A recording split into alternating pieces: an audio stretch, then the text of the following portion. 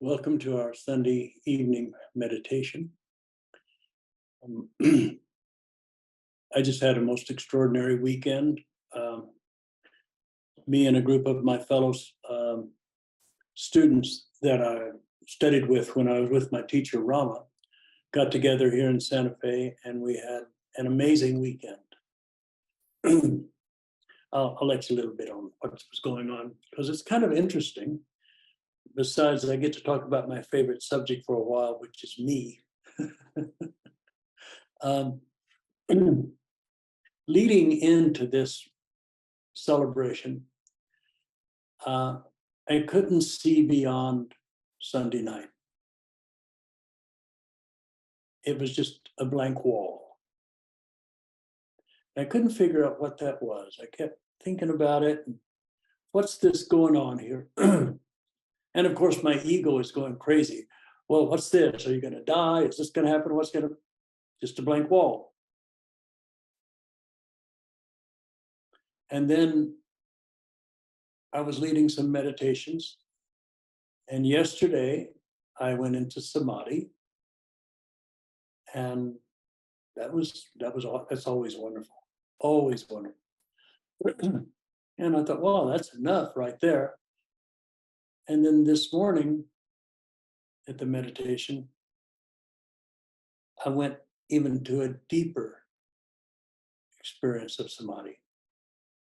It lasted a long time. And now I'm at the blank wall. Leading into this time, just previous in the last couple of months, my relationship of almost 30 years kind of went away. Before that, my little dog Puggy had to put him down. It was a very sad time. And now it looks like I'm going to be moving.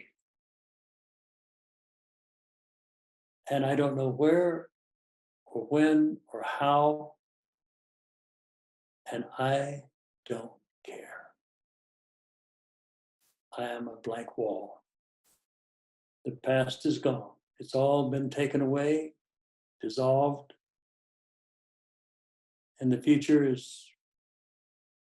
really doesn't matter to me. I had a thought. um, are you ready to die? That happened to me this afternoon. Well, everything's gone. And I said, well, I'm okay with going. But I want to stay as long as I can be of service to anyone.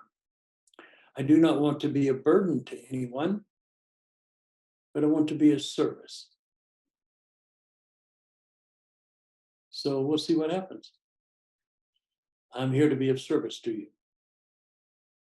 I actually don't know where I'm going to live or where I'm going to be coming from, but I have a feeling that wherever I do land of a semi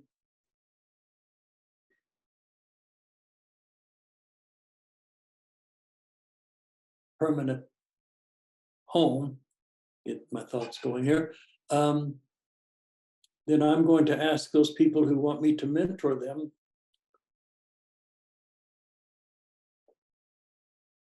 move near me. I think it's kind of special right now. You don't have to. It's up to you. I'm just asking. But I sense that I'm coming into a whole new sense of power and awareness and enlightenment. And I don't know where I'm going to land. Before this weekend, I was totally convinced I would be staying here in New Mexico. I love the energy here. I love everything about New Mexico, just about. But now it doesn't matter. The only thing that matters is spreading the Dharma. And really, I think when you get down to it, the main question we should ask ourselves is, what are you doing to awaken yourself spiritually? And what are you doing in your life to spread the Dharma? And I'm not necessarily meaning that you have to teach, although I'm very big on teaching. I think it's an incredible thing to do. But there are other ways of spreading the Dharma. Maybe, supporting a group or selfless service, that sort of thing. It's all up to you. I'm very clear that your life is your life. And that, thank goodness, I'm not in charge of it. That would be adharma. That would mean that I would be interfering with your path if it suited me to interfere with it. I'm not going to do that. This is a voluntary thing here. And let me tell you, it is very temporary. It's extremely temporary. I'm not saying I'm going to die right away. I might, but I don't think so. I kind of feel revitalized a little bit. But I've changed. I've truly changed. And I think what I'd like to talk to you about is following your path. A lot of times we get on a path of spiritual self-discovery because we're following some charismatic teacher. Oh, I'm sorry. Or we're brought into it by a group of people as a social thing. A lot of people don't have anything to do with their lives. They don't want to necessarily go to bars or dances. They get kind of bored at movies. So they can join a group, where it's a political group or a religious group or whatever. And that's a social thing for them. They're not particularly interested in anything. They just want to be around the people. They want to have something to do. And I think that's proper, that people need to make that kind of decision. But if you want enlightenment and you want to come my path, then you have to make a commitment. You can't do anything without commitment. If you don't commit to someone or something, then you're just playing around, dabbling, and there will be no depth to your spiritual advancement. So a spiritual advancement requires commitment. Nothing works, not only spiritually, but elsewhere. Nothing really works without commitment. The next thing is integrity. I'm interested in people who have integrity.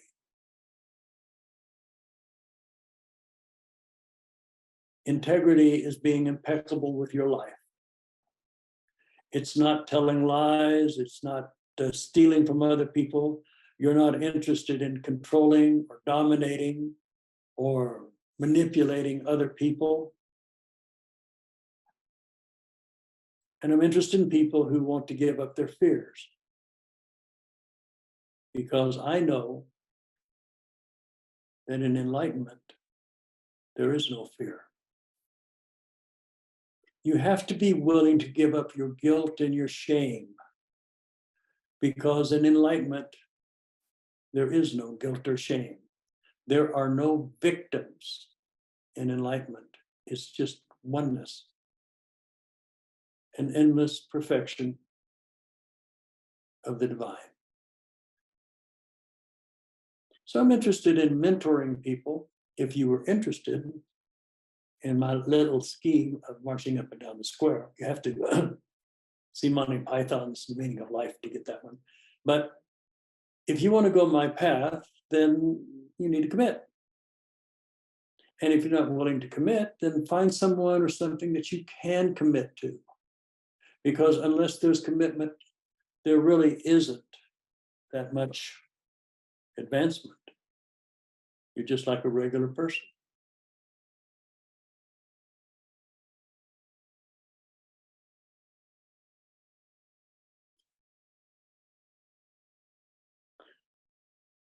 I'm interested in people who want enlightenment. I know that my path is kind of weird, as I've said many, many times. I realized about 2 or 3 years ago that one size foot does not, one size shoe doesn't fit every foot on the planet. And even if you find people who are your size foot, they may not like your style. Maybe you are a sandal person and they like Italian loafers or something like that. So not everybody is going to be interested in what you're doing. And I find that as you get closer to enlightenment, I think the less people are interested in what you're doing, they kind of avoid you. That's okay. If they're not ready, if they're not committed to selfless service, if they're not committed to kindness and compassion, then this isn't the path for you. If you're only interested in power, I can definitely point you in the direction of some teachers who teach power. They teach martial arts, they teach computer science, they teach ways of getting yourself wealthy, and they meditate. These are good teachers. I don't do that. I'm much simpler. I'm only interested in enlightenment. That's all I want to do, is to spread the Dharma. I have spent a lifetime waking up myself spiritually, doing everything I could to awaken myself. And I think I've succeeded pretty well.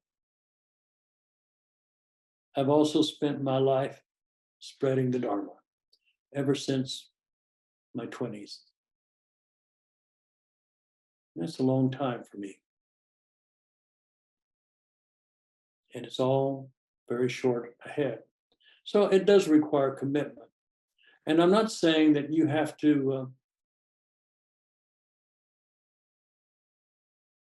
I do not want you worshiping me.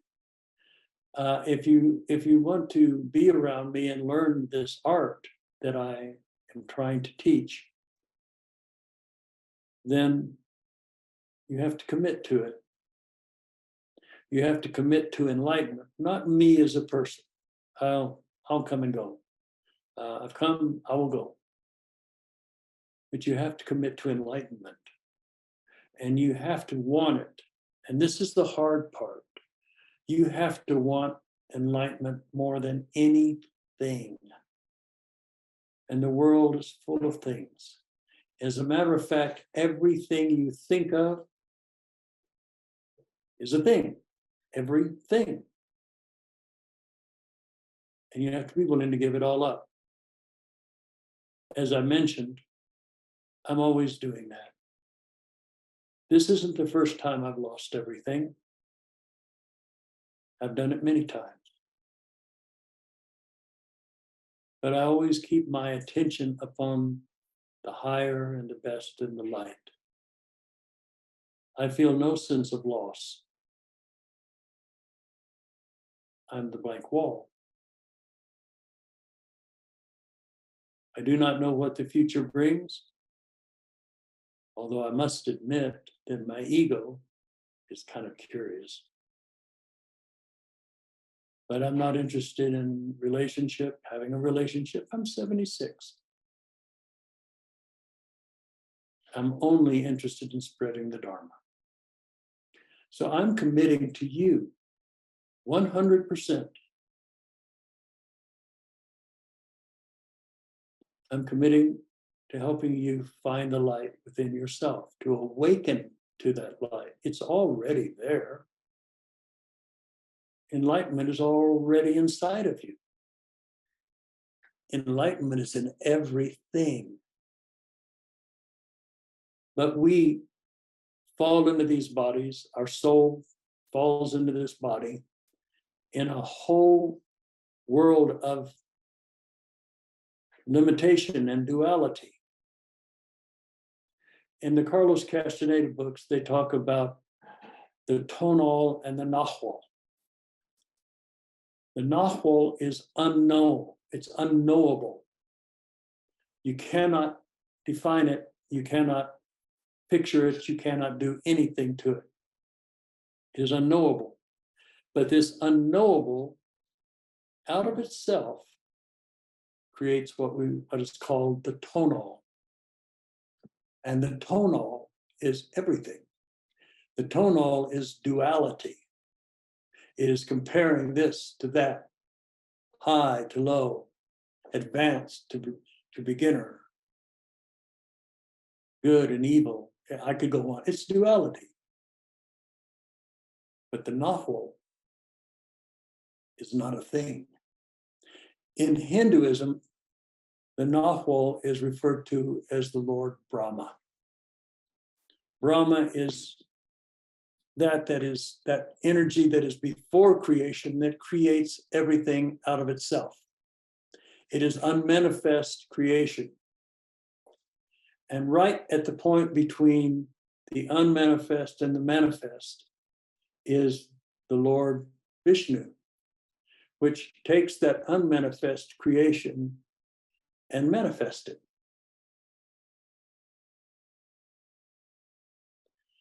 But you see, in order for it to work, everything has to change, and it does change. It changes literally at the speed of light, maybe faster. The world is always changing. Every atom, every molecule. To us, looking through our eyes and everything, it looks pretty substantial. But in reality, that's just a dream. But that dream requires change. And one thing that you cannot stop is change. And at the end of the creative process, after that millisecond that all of creation comes out, stands Lord Shiva. And Lord Shiva's job is to take the dream that you just dreamed a millisecond ago and turn it back in, dissolve it and turn it back into Brahma. And this allows time and space to appear to move along. And at the end of your life, your body, your family, everything in your life will be sent back to Brahma. The only thing that will remain is enlightenment, of which your soul is inextricably attached. Your soul cannot let go of the eternal, ever, because it is made of the eternal. Did I mention that everything comes from nothing? And that everything goes back to nothing? And we as a sentient being with our egoic self, we're always trying to figure out the future, draw from the past, draw from other people.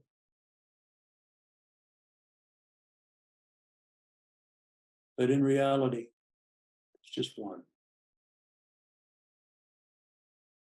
One amazing divine being manifesting in each one of us as each one of us, manifesting in all sentient beings, manifesting in that is not a sentient being. There is nothing that it is not part of. I may be sounding very esoteric, but I did say that I've gone into samadhi in 2 days, twice. So I'm just wafer thin.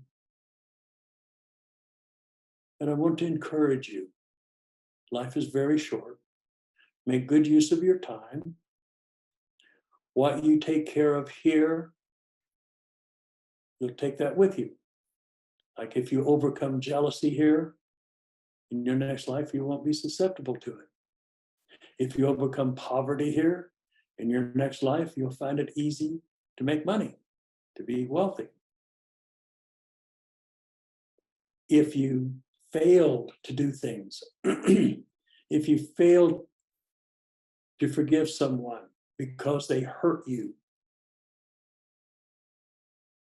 that hurt and that resentment or whatever it is that's causing the hurt, it'll manifest itself in your next life in your family or in your friends or your spouse or a teacher of some kind.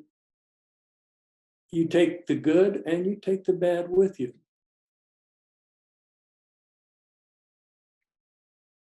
And although I mentioned this a week or so ago, I don't think it was recorded. I mentioned that we're in a world of karma, of cause and effect. We're also in the world of attraction and correspondence. And we're in a world of 10,000 states of mind. And each state of mind has a bandwidth that when you enter that state of mind, you're entering into the karma of that bandwidth. So if you move into this state of mind angry, then you'll find yourself surrounded by angry people, people who are always coming after you, or, what do angry people do? Being a little aggressive, trying to impose their will on you. But if you forgive everybody, then you raise into the next level of state of mind in which you don't have so much anger. And you continue up the ladder. And in each state of mind,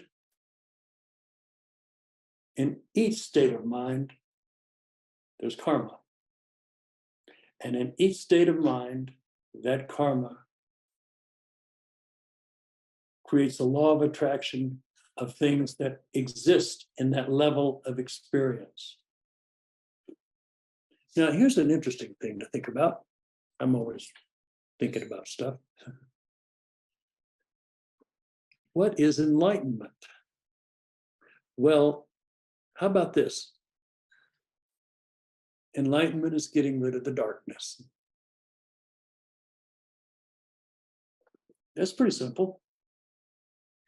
The darkness is those negative thoughts, those angers, jealousies, envy, you go down the whole list. But when you think of somebody, you go, that's darkness. It's not outside of you. That darkness isn't out there.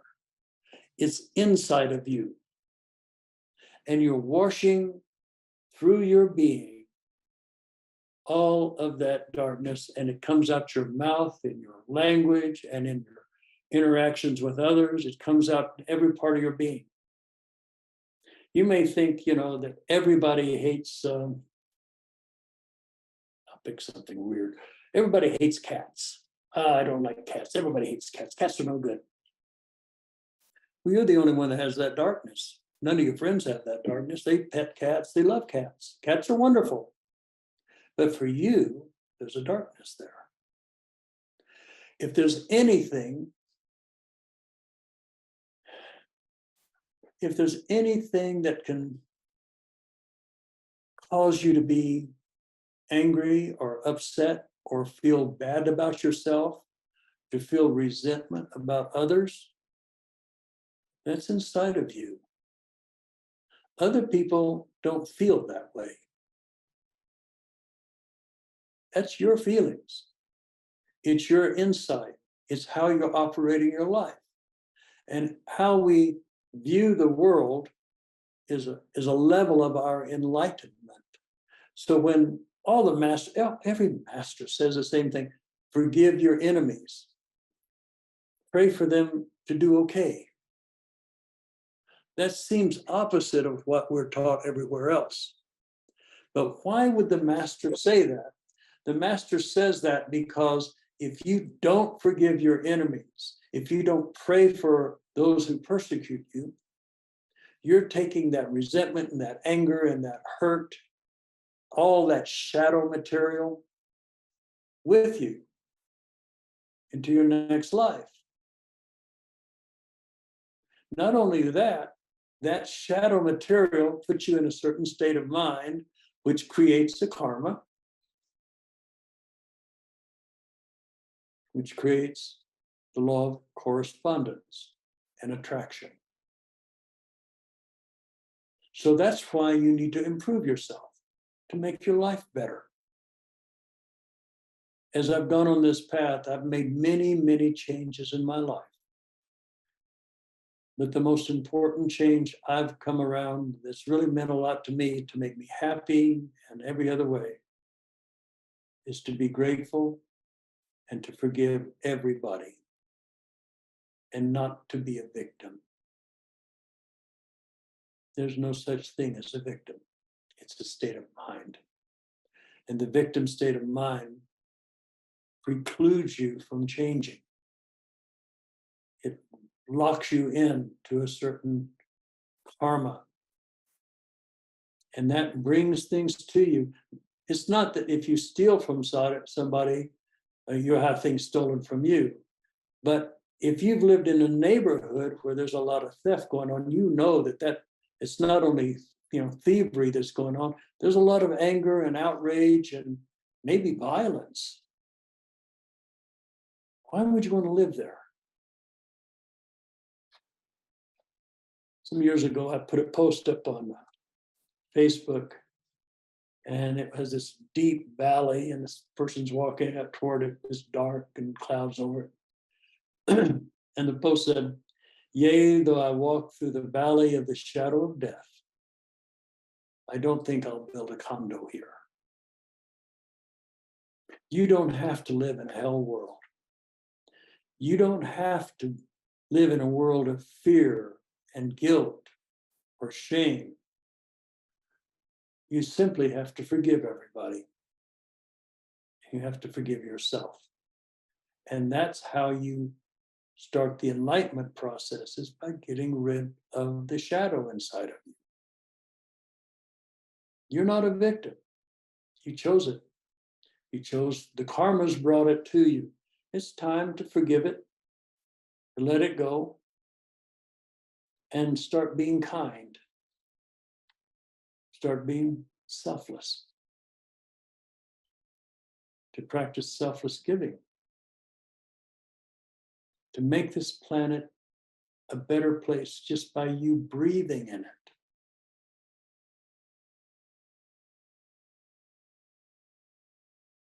So I wish you luck on this. And I don't know where I'm going to,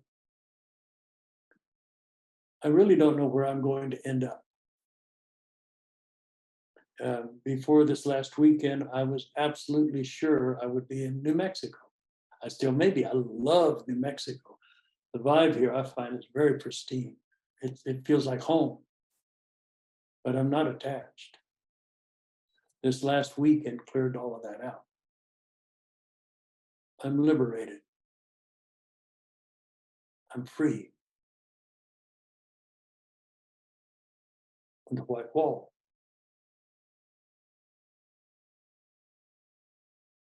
I don't know how long I will be able to experience this life. And strangely enough, that doesn't seem to bother me. Liberation is really cool. So I wish you luck. Find somebody you can, or some group, or someone you can commit to their approach to enlightenment. This last week, I had a long conversation. I talked with this Sikh man, and he's the one that did all of the improvements in Rama's house here in Santa Fe. We had a wonderful conversation. They're good people. As a matter of fact, as you move down the path, you're going to find at the core of everyone, there's goodness. Even the most demented and evil person you can find, if you go deep enough, you'll see goodness. And when you see the goodness, you will see the divine essence of God being made manifest inside of them.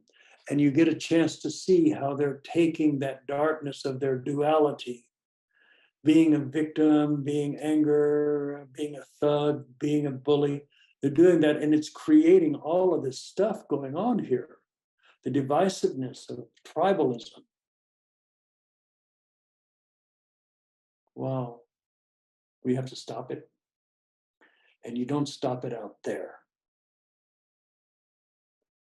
You stop it in here. In another definition, I'll close with this one. That's a pretty good definition of Zen mind. It all ties together. So anyway, I'm glad I recorded this because it's a lot of stuff in it for you to listen to once I get it up on the on YouTube. The person that I had putting it up on YouTube is taking a little break. I encouraged him to do that, to figure out his life.